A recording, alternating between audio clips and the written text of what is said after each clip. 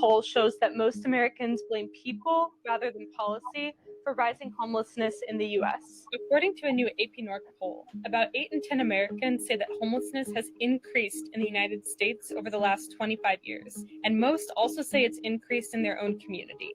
Individuals get a substantial amount of blame for the problem. Most Americans say personal choices, mental health issues, and substance abuse are major factors in why people are homeless, compared to 45% who blame a lack of government support. A hard question to answer, right? Because everybody's situation is different.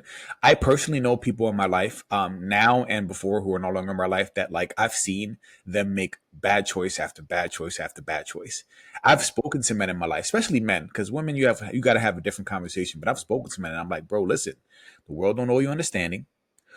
The world don't care about your excuses. You are a man. You got to go out there and build yourself up, create your value. You know, the whole thing that we know already. I said, and you're on a path where like you ain't stacking up bread.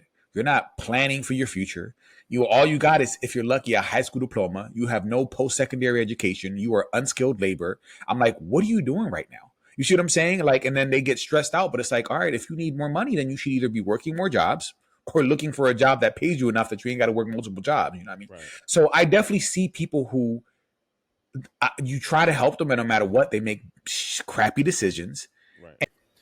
In order for you to be a person that doesn't have any mental issues, how many layers of f up do you have to have in order to actually be homeless on the street? How many people do you have to f over in order to go all the way down to the levels to be absolutely destitute and homeless? Right.